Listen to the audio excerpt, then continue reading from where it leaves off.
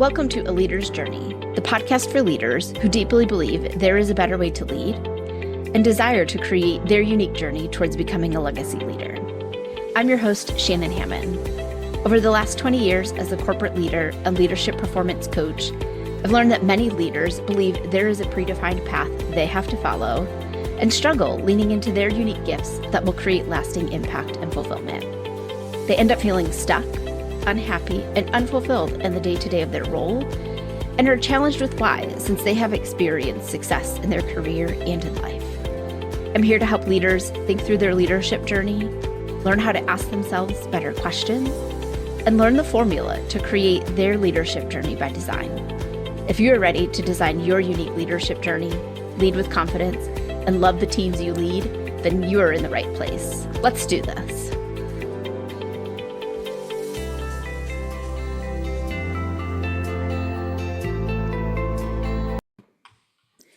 Hello, my friends and fellow leaders. I'm glad to have you back here with me this week on the podcast.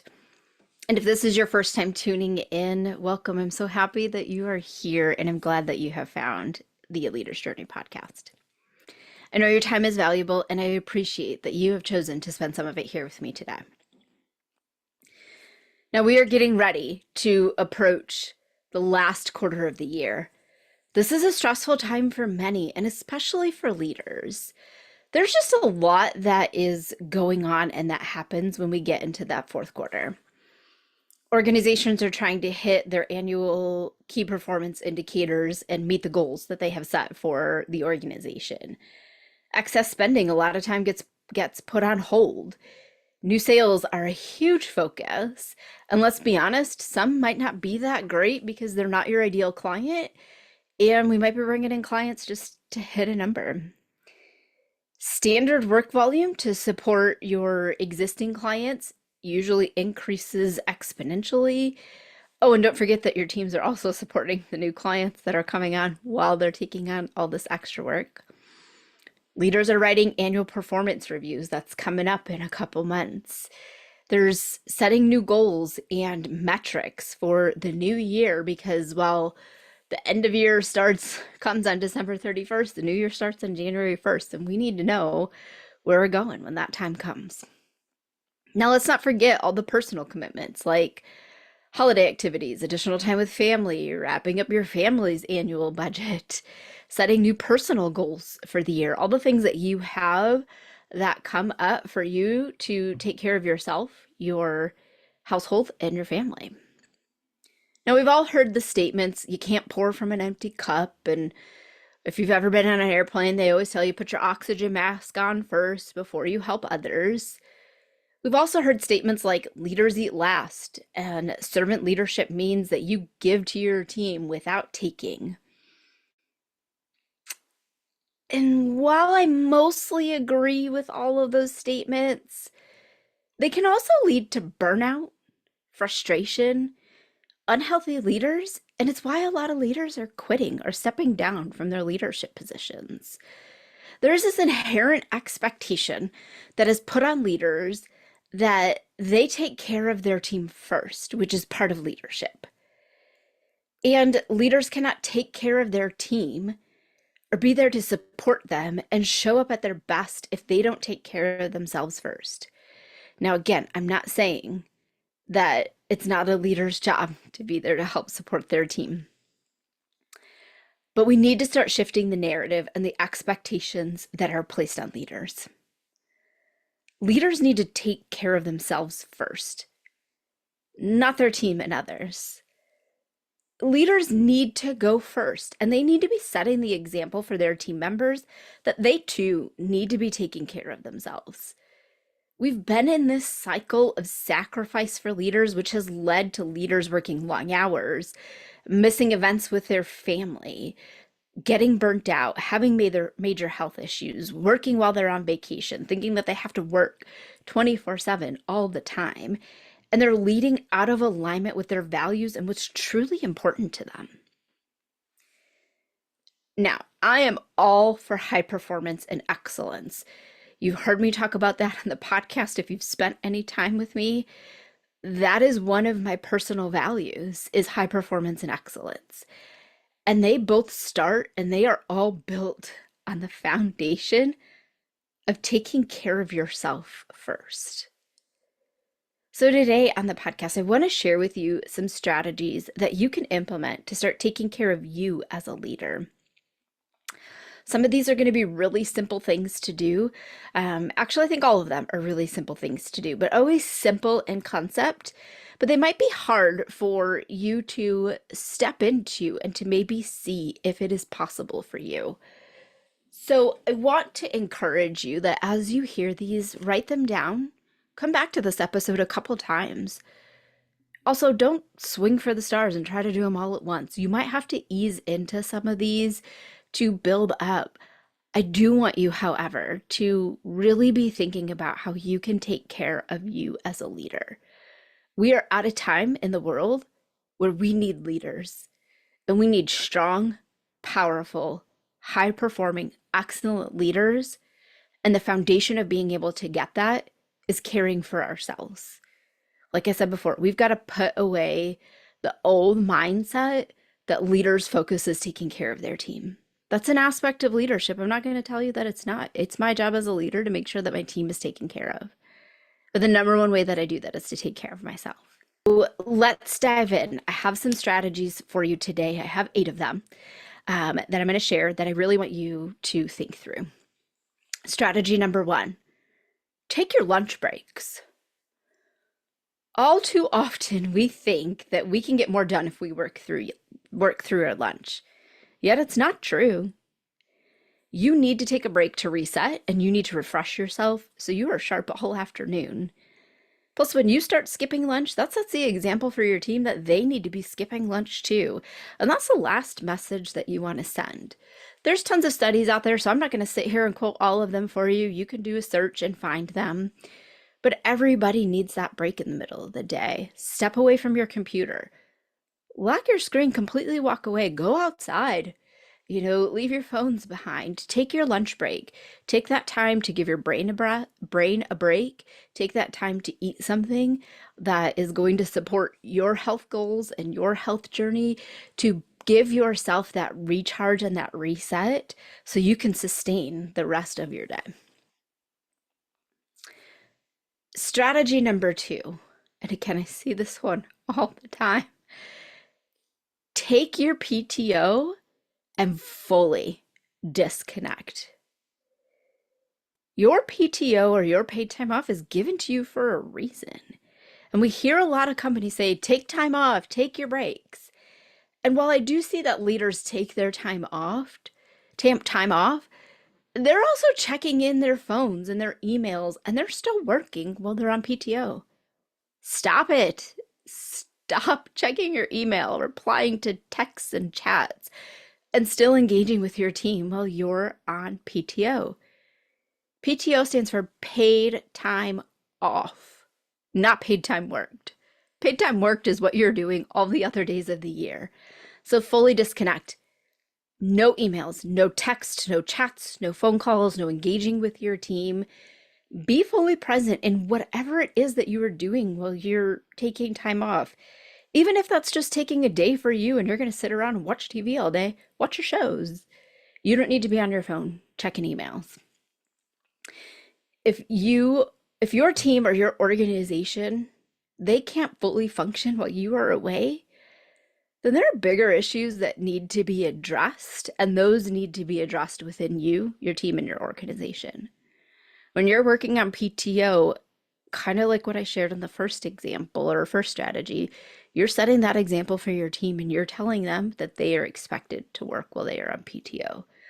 One of the things that irks me most, and I've heard it all throughout my career, is you get employees of the quarter, or whatever your company tends to call that, some award or recognition. And it irks me to no end when part of that nomination for the recognition is, this person took care of this client while they were on PTO. They sacrificed their vacation time and time with their family. While I appreciate that, maybe I don't appreciate that. I appreciate people's effort to achieve excellence, to be a high performer in their role, your MVP is not working while they're on vacation. Your employee of the quarter is not working while they're on vacation. And shame on you as an organization for rewarding people for that. You have other people that can be stepping in and doing that. So, leaders, set the example for your team. Take your PTO, fully disconnect. I will tell you that when I go on PTO, I don't take my work phone with me. I let it die. And I will be honest, I don't even put it back on the charger until 8 a.m. the day that I go back to work. There's nothing that they need from me. There's other people in the company that can take care of it, and you can do that too. Okay, I'm going to come off that soapbox because I can stay there forever. All right, strategy number 3. Move all those meetings that you have on your calendar that are an hour long, move them to 45 minutes. I've shared this in other podcast episodes before, and this was a strategy for me that has been life-changing in my calendar. This gives me and it gives you that 15-minute buffer on those days when you're going to have back-to-back meetings. And while we all try to prevent the back-to-back meeting days, they're going to happen. We just need to accept that, prevent it wherever it is possible, set the boundaries around it. There are just going to be times and moments when it's going to come up. So take all of those meetings that people normally schedule for an hour, move them to 45 minutes. Start with the meetings that you control, that are your meetings, the ones that you sent the invites out. You own the invite, change it to 45 minutes, right? Again, that gives you a buffer. It gives the people that you're in a meeting with that buffer before the next meeting starts, because inevitably most people start meetings at the top of an hour. It also gives everybody that's in that meeting, whether that's a one-on-one or a meeting with multiple people, it really does help keep you focused on the topics at hand, because you know you only have 45 minutes, not a full hour. And whatever time you schedule a meeting for, people are going to take it. So if you only have 30 minutes of topics, don't schedule a 45-minute meeting, schedule a 30-minute meeting. If you move all of your ongoing meetings to 45 minutes, you'd be surprised that those meetings that you used to say, oh, I don't know how we get this done in 60, you're not getting them done in 45. So just do it. Try it, see how it works for you. And trust me, you'll appreciate that you have that time in between meetings to take a break, maybe close your eyes for a minute, wind down from that meeting, and then be able to mentally prepare and set your intention for the next one. All right, strategy number 4. You're going to kind of see a theme within these first 4 strategies. Log off at 5 p.m. or whenever the end of the day is for you, whatever that is. If it's 4:30, 5 o'clock, whatever your normal schedule is, your 8-hour or 7-hour work day. No matter what, log off at that time, even if everything isn't done. Now, I know that that's hard to hear, and I will tell you, as an ongoing recovering perfectionist, that one was really hard for me because I don't like to leave things undone. Like, let's just get it done if it's only going to take me 5 more minutes. But if it really was going to take 5 minutes, you would have had it done earlier in the day, right? I promise you that anything that you leave behind, it's still going to be there the next day when you log in. It's not going to go anywhere. And if it does go somewhere, then that means that was something that somebody else could have done. And that's an opportunity for you that I'll get to here in a minute in my next strategy. But that's something for you to write down and take a look at, because you've got some questions that you need to ask yourself about that activity if somebody was able to take care of it when you weren't there. You need to take that time to rest, recharge, spend quality time with your family or friends, or doing something for you. And again, you're going to see a theme throughout all of these. If you're constantly working past the end of whatever your set shift is, exempt or not exempt, I don't care. If you're constantly doing that, you're setting that example and sending that message that everybody else needs to as well. Again, the work will still be there. I promise you, it's not going anywhere. I've been doing this for right about a year now, really being intentional. I could probably count on one hand how many days that I have worked past my normal 5 o'clock. Most of them were for very set, specific things that needed to be done. or days that I started my day a little bit later. And so to accomplish the things that I absolutely had to do, I needed to work a little bit later. But again, I've been doing it for very intentionally and consistently for a little over a year. It's helped me in a lot of other ways to be able to identify things that I need to do and don't need to do, where I can, again, we'll get to strategy number 5, delegate, where I can delegate. And I can almost tell you that the world didn't come to an end by anything that I left undone. There was nothing catastrophic. I didn't get written up for an email that I didn't reply to.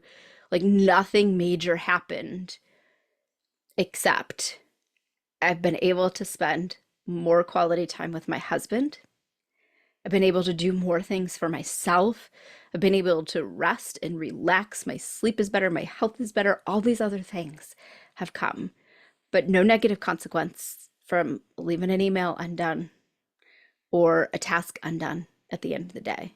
So, leaders, log off at 5. Again, I promise you, nothing major is going to happen.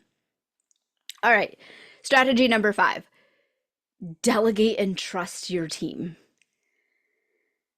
Delegate tasks to reduce your workload and build trust within your team. Allow your team members the autonomy to manage their responsibilities by not micromanaging and giving them more things that they want to do. Your team is thriving to grow. If delegation is a struggle for you, or it's a challenge or something that you're just like, you can't seem to wrap your head around, go back and take a listen to episode number 21, where I discussed the art of delegation and I shared some tips to support you in being able to delegate more effectively. Most leaders fear delegation because they're not doing it effectively, or they didn't take the right steps to delegate appropriately. Delegation is a form of self-care. And again, if we go back to what I just talked about, leaving at 5, that's a great opportunity for you to see what are some things that you can delegate. Because if you're logging off at the end of your day and your team is taking care of something for you, ding, ding, that light bulb needs to go off. That's not something that probably needs to be on your plate going forward. Somebody on your team can take care of it, because guess what? They already did. All right, strategy number 6. Focus on your health, your physical, mental, and spiritual health. Get regular exercise. Maintain healthy eating habits that really fuel you, and eat foods that you know that are good for you and your body. This includes not skipping lunch breaks, which we talked about as strategy number 1. Do your meal prep, drink plenty of water, find that nutrition plan or whatever that is that you know is right for you, that's different for everybody. Practice mindfulness and stress management, whether that's meditating or journaling. If you go back and listen to, let me think about what episode, if I can remember off the top of my head what it was, I think it's episode number 20, the benefits of journaling. Go back and listen to that episode if you're not a journaler, you're like, oh, I don't know if that's something that I want to do. There's lots of benefits to that. But whatever that mindfulness or stress management technique is for you, invest in that for you. Get 8 hours of really good quality sleep. Find an evening routine that really sets you up to wind down well at night so you can get the rest that you need. So much of our health comes from good quality sleep. It's one of those foundational steps. And you can do so many other things when you are rested and recharged and you're giving your body time to do what your body is naturally and meant to do, but it needs that time to rest. So focus on your health. It needs to be your top priority. Get out and walk, do some strength training. Again, whatever fitness program works for you, find it, do it. For me, I love yoga. I love walking outside. And I notice, not just for me physically, when I'm consistent with doing those physically, I do feel a lot better, but mentally, man, I feel a lot smarter when I'm consistent with those routines. So really focus on your health. That's a great form of self-care for you. All right, strategy number 7. Engage in hobbies and interests that you have. Make sure that you dedicate time to them. Do things that bring you joy and relaxation, and that it's something for you, not something for somebody else. Now, I'm not going to tell you that supporting your kids' events doesn't bring you joy. It probably does. That's why you do them and you really enjoy them. But really find something for you, because your kids' activities, those are for your kids. Do something for you that you really enjoy. Maybe that's reading, maybe you like arts and crafts, maybe it's going on hikes, you maybe that's a different type of activity, or getting coffee with your best friend at one of your local coffee shops. Whatever your interests are, take time for those, prioritize those, do those, because when you are investing in having fun, that shifts a lot of things for you mentally, and it really does help you show up as a better leader. And I'll be the first one to admit this one is really hard for me. I have a lot of hobbies that I enjoy. I do like crafting, I like painting, I like making cards, which I've been getting back into here recently. I've been scrapbooking. I do like that creative aspect. I do struggle sometimes, though, to incorporate fun, because naturally, in how I'm designed, I am designed for that go, go, go, check the box, get it done. We've got to do all of these things. I'm very much that like literal thinker. And I have to be really intentional to focus on that creative aspect. Now, my husband, he's really good at having fun, and that's where we find ways that we balance it out. So I do put a lot of faith and trust in him to help hold me accountable to that. So this might be one where you need a really good accountability partner. Um, my husband has been really great in making sure that we bring fun into our lives and our relationship. So if you need a friend, a partner, somebody to help you do that, but find hobbies and things that interest you that you can regularly engage in. All right, our last strategy, the last one that I'm going to share with you today. Ways that you can take care of you and invest in that self-care for you as a leader. Continuously learn and grow. Engage in those activities that promote that personal and professional growth. Again, that could be reading. It might be listening to podcasts like this. It might be taking a course or a class somewhere. Look for ways that you are pushing yourself outside of your comfort zone and investing in your growth. For me, a lot lately that has been studying my human design, and I have another episode on that you can go take a listen to, where I shared some of the things that I've learned about myself and how I'm meant to work in the world. That's episode number 23 if you're curious to go take a listen. But do things that help you learn and grow. When we are growing as individuals, that's a way to naturally take care of ourselves. It stimulates a lot of things within our brain. And we always feel really good at looking at that progress over time when we look back and see where we were 6 months ago, a year ago, maybe it might even be a week or a month ago. You feel really good about yourself and you build on that momentum and that motivation to keep going. And as humans, we're built to grow. We're built to grow and learn. That's just how we are. So invest in that. I would encourage you to consider working with a coach or a mentor to help support you with accountability, to challenge you, to provide outside perspectives. When we're challenged and we hear things from other points of view, that's a great way for us to learn and grow as well.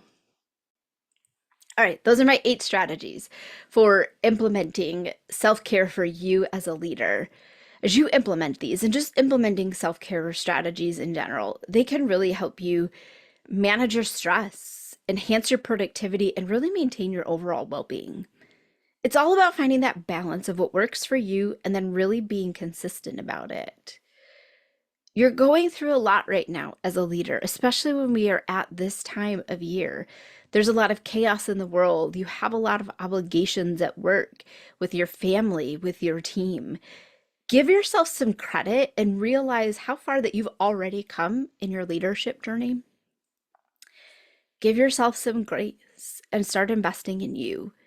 You can still change and adapt to what you are facing with confidence and optimism. Your day can greet you with peace and joy if you're intentional in creating it and taking care of you.